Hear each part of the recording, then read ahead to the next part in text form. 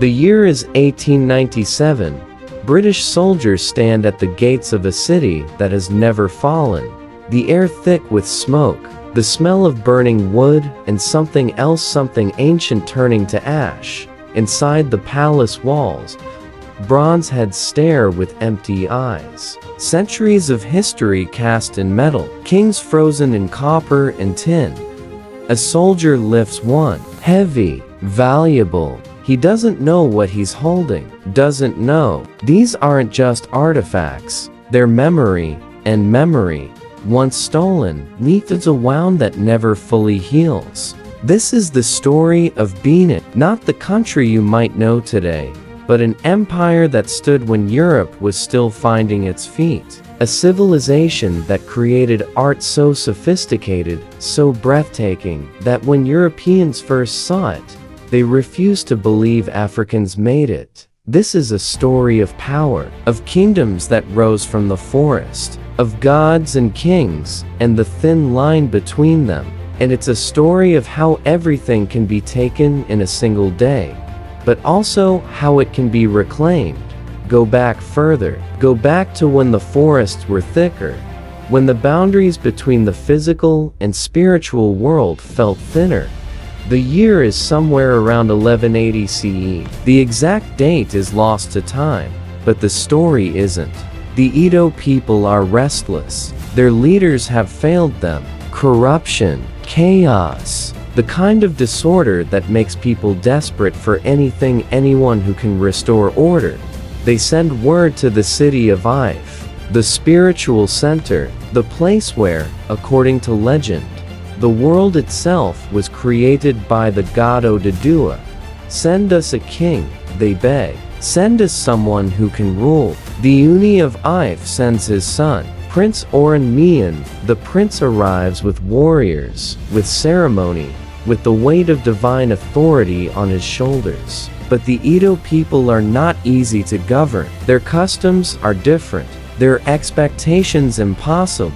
Oranmiyan tries. He fails, and in his failure, he does something remarkable. He doesn't force his way. He doesn't conquer. He leaves.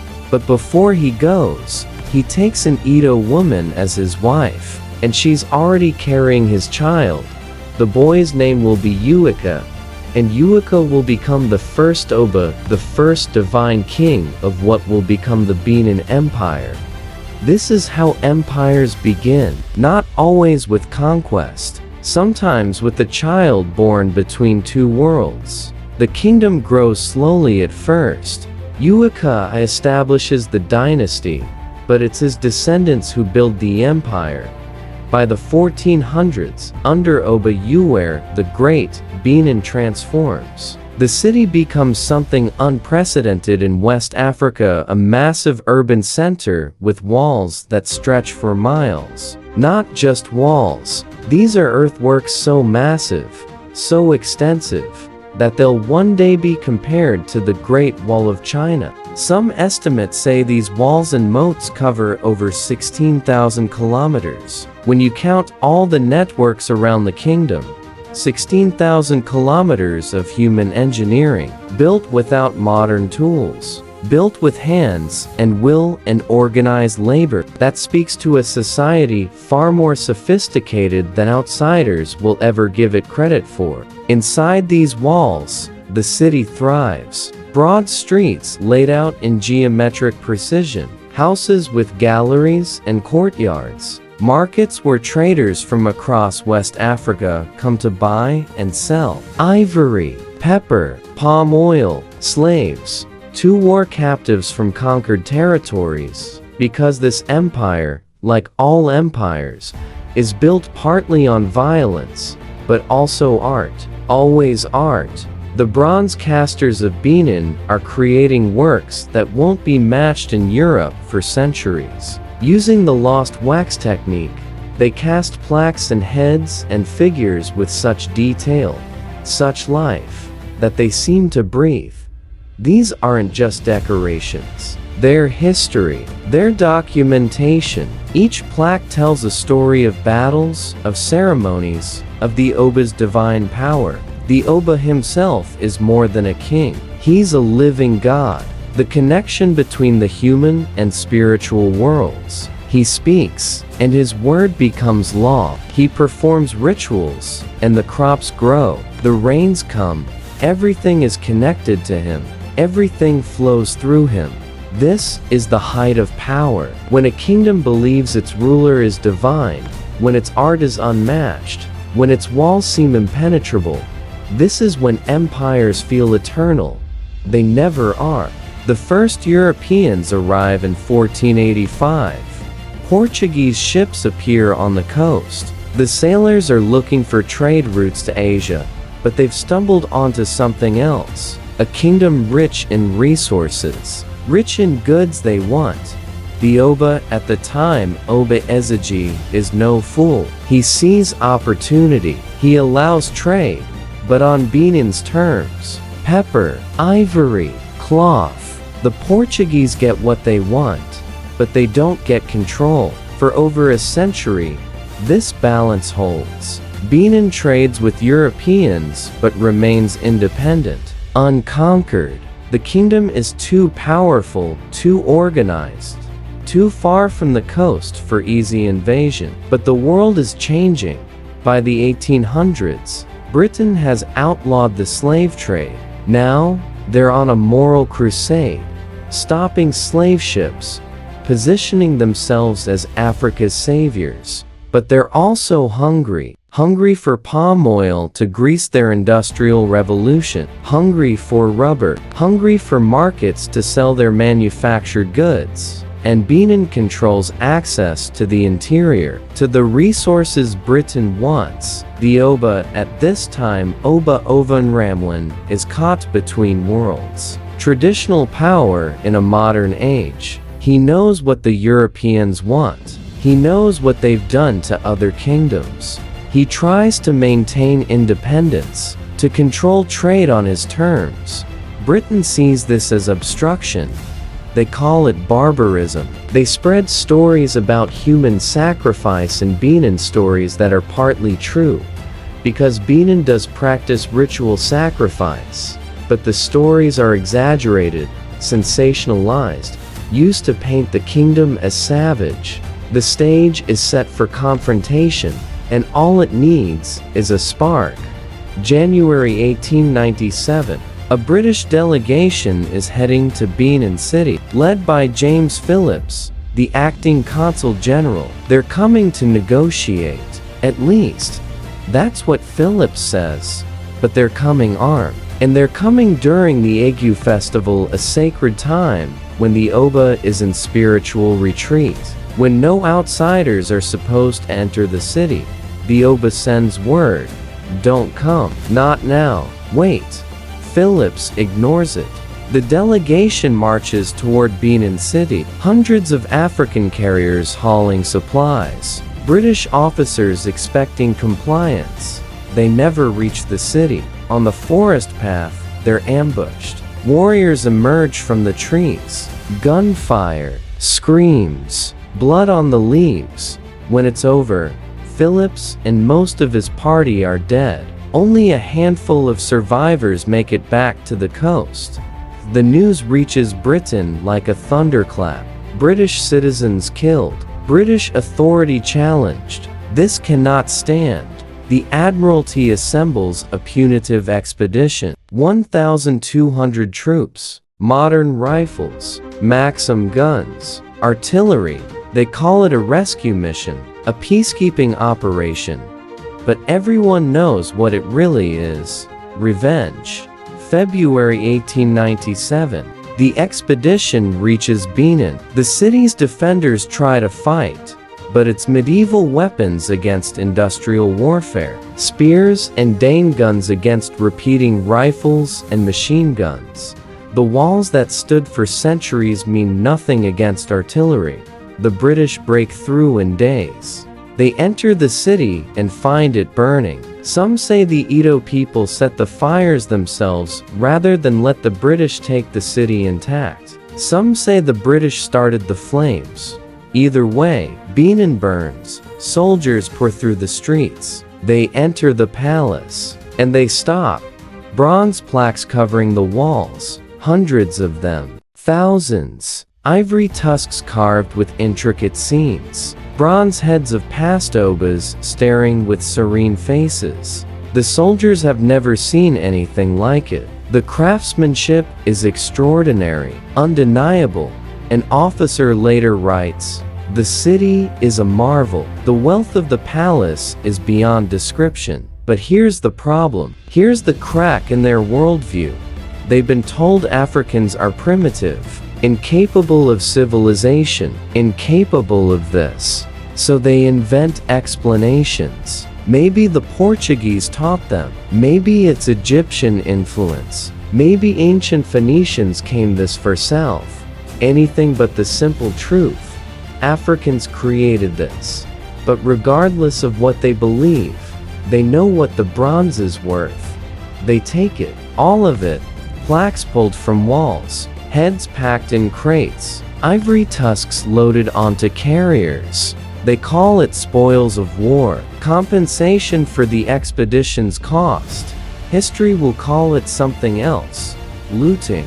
The Oba flees. Oba Ovan Ramwan runs into the forest with whatever supporters remain loyal. He tries to resist, to organize, but it's hopeless. In August 1897, he surrenders. The British exile him, send him to Calabar, far from his kingdom, far from his people. He's stripped of his titles, his power, his divine authority. He dies in exile in 1914, broken, forgotten by the world outside Benin. Meanwhile, the bronze and ivory flood into Europe. Auction houses in London, museums in Berlin, private collections across the continent. The British Museum acquires hundreds of pieces. The Museum fr Volkerkind in Berlin gets more. Vienna, Paris, New York.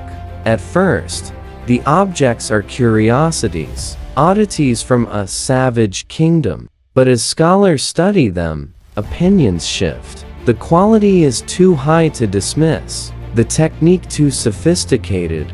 Art historians begin to reassess. Maybe, just maybe, Africa had civilizations. Maybe these kingdoms were more advanced than anyone wanted to admit. But even as they're praised, the bronzes remain in European hands, displayed in museums as examples of African art, studied by scholars who never once consider returning them. They're evidence of a crime, put on display by the criminals. Nigeria becomes independent in 1960, a new nation cobbled together from over 250 ethnic groups, borders drawn by British colonial administrators with no regard for culture or history. The Benin Kingdom is now just a small part of a much larger state. The Oba still exists, but his power is ceremonial, symbolic.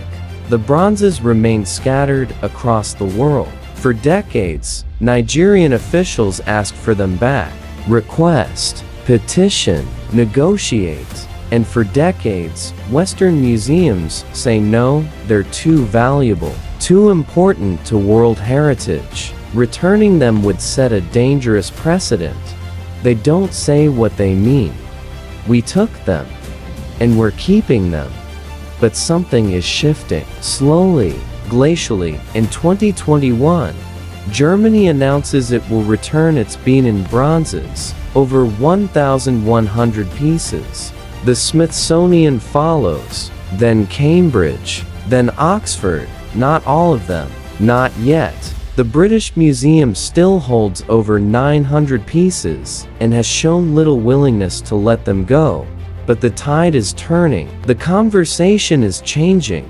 Questions are being asked that couldn't be asked before. Who owns history? Who has the right to tell these stories? If an object was stolen during a colonial invasion, is it still theft if enough time passes? In Benin City today, There's a plan. A massive museum called the Edo Museum of West African Art. It's being built to house the bronzes when they return. The design is striking. Modern architecture mixed with traditional Edo aesthetics. A statement that Benin isn't stuck in the past. That this is a living culture, a museum piece itself. But there are complications. Always complications. Some of the bronzes are coming back to the Nigerian federal government, not to the Edo people directly. There are questions about who really owns them, who has the authority to decide their fate. And there's another uncomfortable truth. Some of those bronze plaques depict Portuguese traders. They show the slave trade. They're beautiful, yes, but they're also records of violence, of complicity. History is never simple. Liberation isn't clean. The bronzes coming home doesn't erase what happened. It doesn't bring back the people who died in 1897. Doesn't restore the kingdom to its height. But it's something. A recognition. An acknowledgement that the past matters. That what was taken must be returned. Walk through Benin City now, and you'll see the remnants of those ancient walls. Mostly gone, built over, and forgotten. But traces remain if you know where to look. The palace still stands, rebuilt after the British burned it. The current Oba, Uware II, who took the throne in 2016, is a modern man. He was educated in the UK, worked in the private sector before becoming Oba. But when he puts on the coral beads and the ceremonial regalia, something ancient awakens. The connection to those first kings, to Uika, to the bronze casters and the warriors and the traders. The empire is gone. That kind of power can't exist in the modern world. But the kingdom, the culture, the memory, that's harder to kill. You can burn a city. You can steal its art. You can exile its king and redraw its borders. But you can't erase the fact that it existed, that it created, that it mattered. The bronzes are coming home, piece by piece. Not all of them, maybe never all of them, but enough to say, we were here, we are still here. There's a photograph from the 1897 expedition. British soldiers posing in front of the Oba's palace. They're surrounded by bronze heads, ivory tusks, piled up like trophies. The soldiers look proud, victorious. They have no idea they're standing in the ruins of something greater than anything Britain will ever build in Africa. They think they've won, and in that moment, they have. They have the guns, the empire, the power to take what they want and call it civilization. But empires fall. Britain's empire is gone now. Same as Benin's. The difference is, Benin's memory is returning. Its art is coming home. Britain's museums are slowly emptying of their African treasures. And what's left is the uncomfortable question. What do you have when you give back everything you stole? Who are you when the trophy room is empty? The last Oba in exile died in 1914. The same year World War I began, the war that would start the collapse of European empires. There's a symmetry there, a kind of justice, maybe, or just the way history works. Nothing lasts forever. Not empires, not power, not even theft.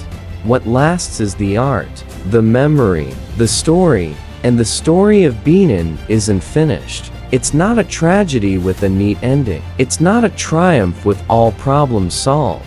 It's ongoing, messy, complicated, like all real history. The bronzes are coming home. The museums are being built. The Oba still performs ceremonies connecting the living to the ancestors. An empire fell, but the people remain.